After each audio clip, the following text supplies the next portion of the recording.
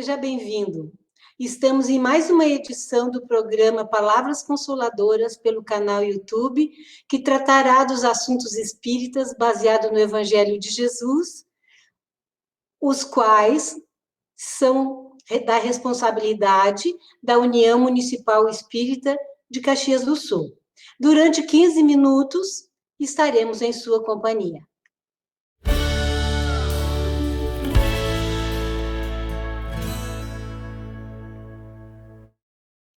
Hoje nós analisaremos o texto psicografado por Francisco Cândido Xavier, chamado Obra Individual, extraído do livro Vinha de Luz, ditado por Emmanuel. Para nos ajudar a interpretar essa mensagem, está conosco a colega Marluce Fanton, colaboradora do Movimento Espírita na Serra Gaúcha. Bem-vinda, Marluce. Olá, meus queridos que nos assistem nessa nova forma de nos encontrarmos. É uma alegria muito grande estarmos juntos nesse momento. Para melhor entendermos o texto de hoje, nós repartimos ele em 3 partes resumidas. Esse texto, chamado Obra Individual, inicia assim: quando um homem comete uma ação má, os reflexos dela perduram por muito tempo na atmosfera espiritual em que ele vive. A criatura ignorante que o observa se faz pior. Em derredor de um gesto descaridoso, congregam-se a indisciplina, o desrespeito, a revolta e a vingança, associando-se em operações mentais malignas e destrutivas. Marluce, onde inicia a maldade do ser humano? No nosso pensamento, principalmente. Como nós somos espíritos ainda muito imperfeitos, nós ainda mantemos uma vibração de pensamentos desequilibrados através do nosso orgulho, do nosso egoísmo, do nosso ciúme, da nossa inveja.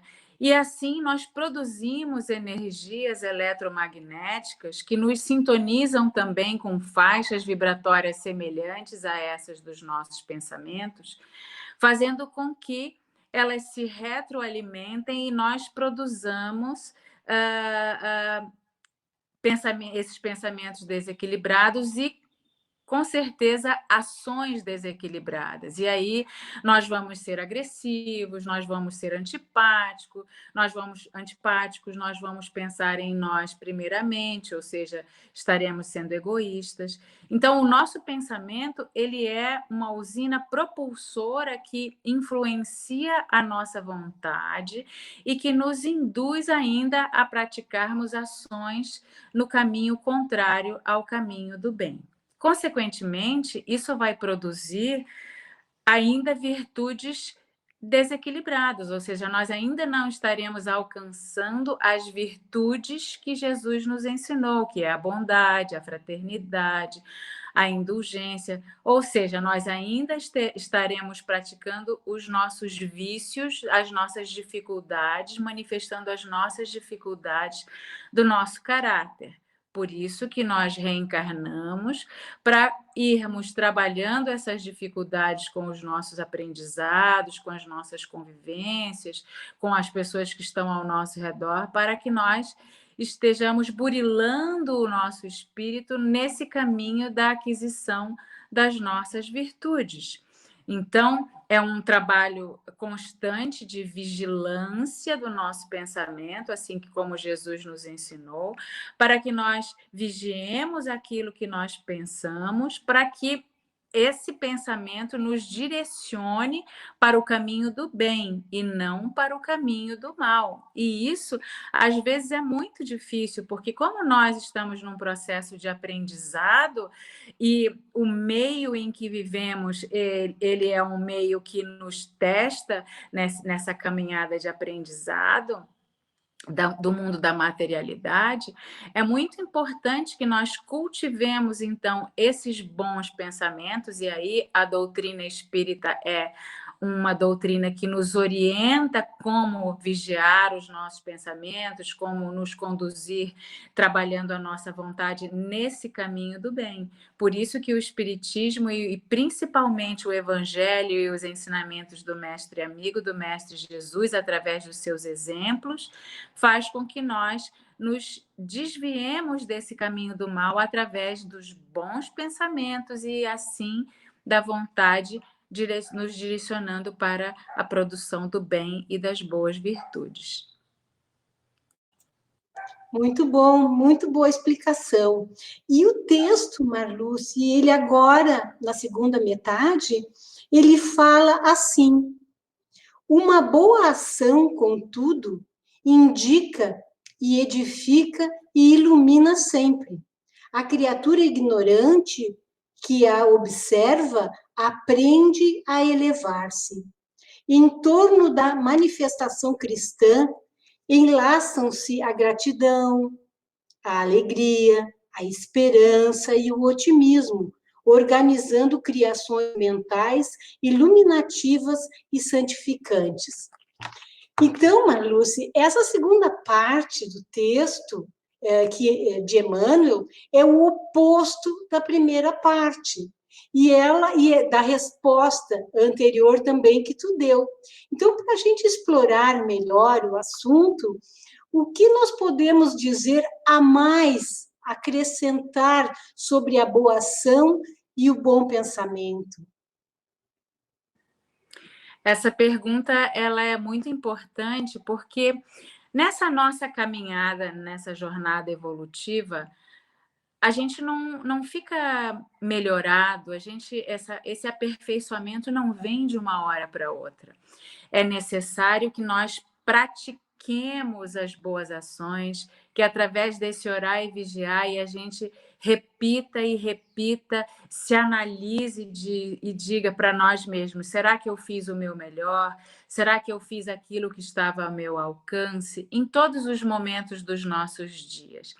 E para que essas virtudes já sejam automáticas, é necessário que a gente pratique, assim como um atleta tem que treinar e treinar e treinar para ter um bom desempenho, nós também precisamos treinar e repetir e trabalhar dentro de nós essas nossas dificuldades. Então, se eu sou egoísta, amanhã eu vou tentar ser menos egoísta, mesmo que eu ainda não faça isso de forma plena.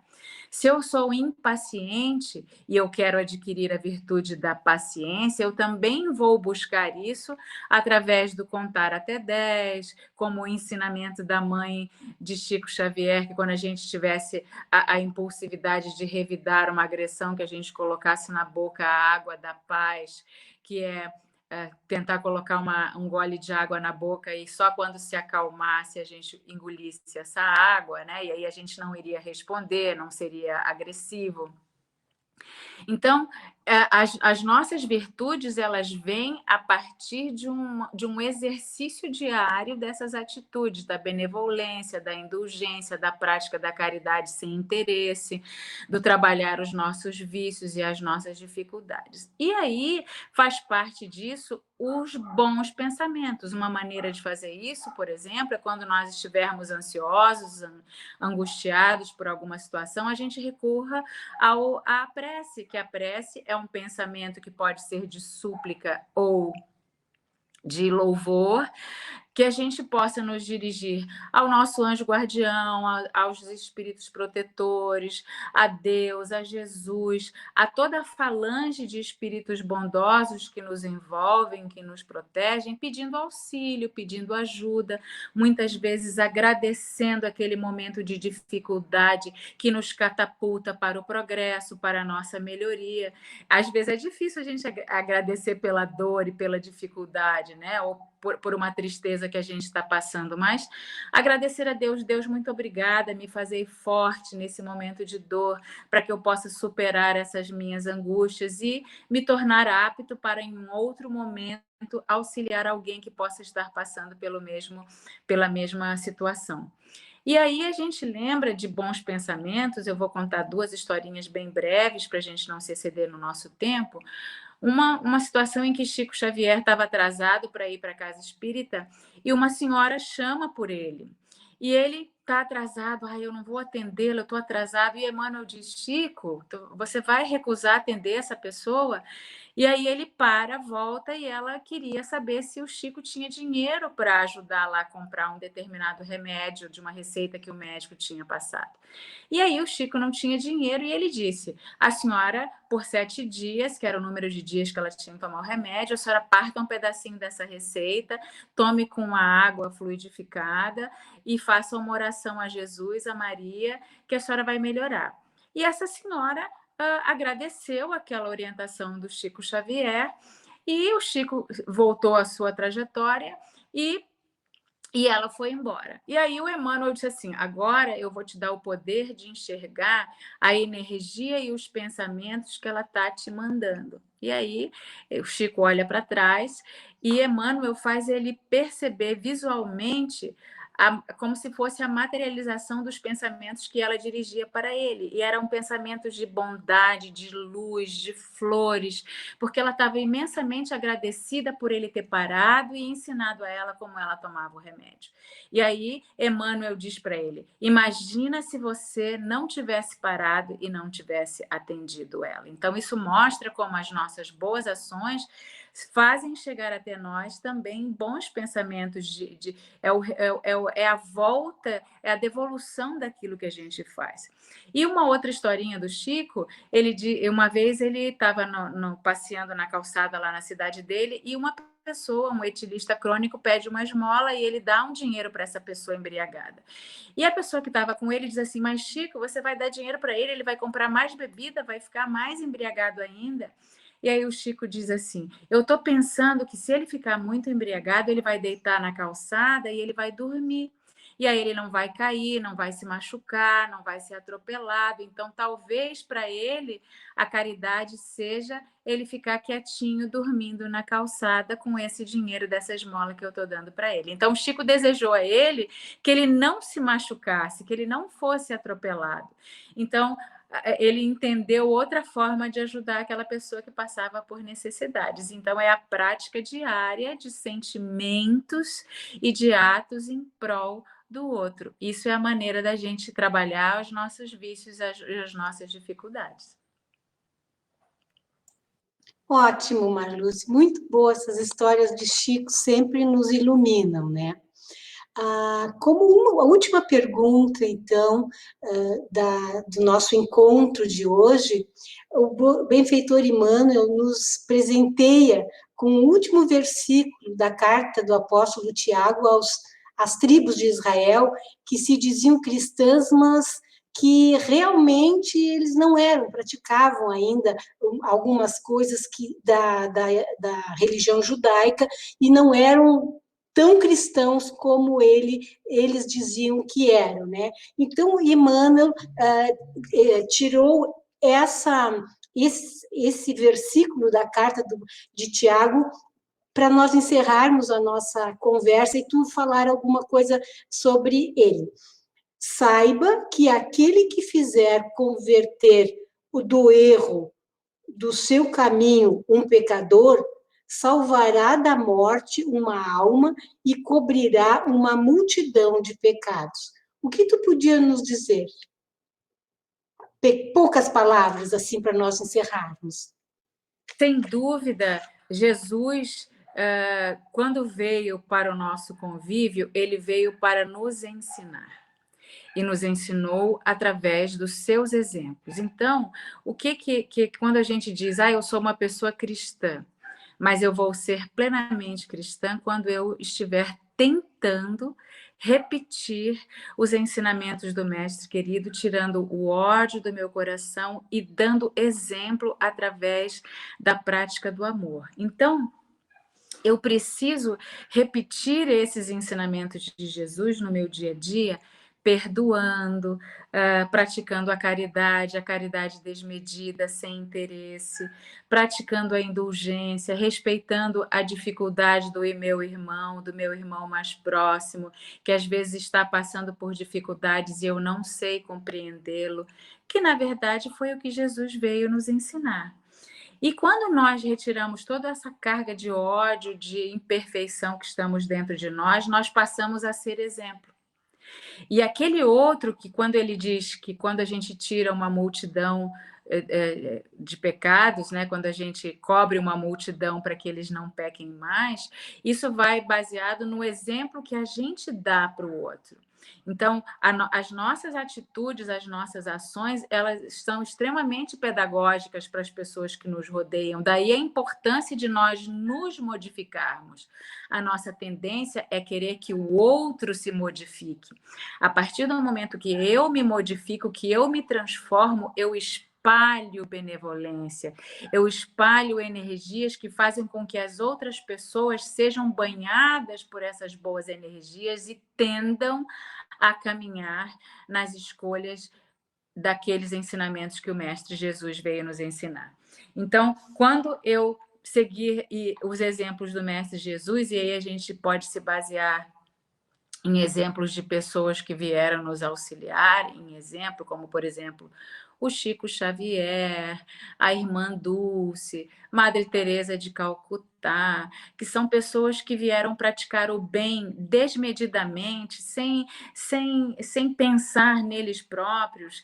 Chico Xavier, às vezes, emendando noites adentro com as psicografias, ajudando as mães que estavam tristes, distribuindo sopa, distribuindo mantimentos, psicografando livros no turno contrário do trabalho, a Irmã Dulce convivendo com as pessoas com doenças contagiosas, assim como Madre Teresa de Calcutá, promovendo obras de caridade. Então, isso é a forma da gente, dando os nossos exemplos, a gente é exemplo para o outro, a gente dispersa boas energias, a gente transforma o nosso orbe terreno e cada vez menos o mal vai ter lugar. Nós encerramos aqui, então, nosso encontro de hoje e deixamos aqui o convite também para trabalharmos para os nossos pensamentos serem cada vez mais edificantes para a gente ficar melhor mais cedo e mais cedo ser mais feliz. Marluce, muito obrigado pela tua colaboração. Nós nos despedimos desejando que as bênçãos do Senhor permaneçam em todos os corações. Foi um privilégio estar em sua companhia. Até o próximo encontro. Se você gostou, curta, comente e compartilhe.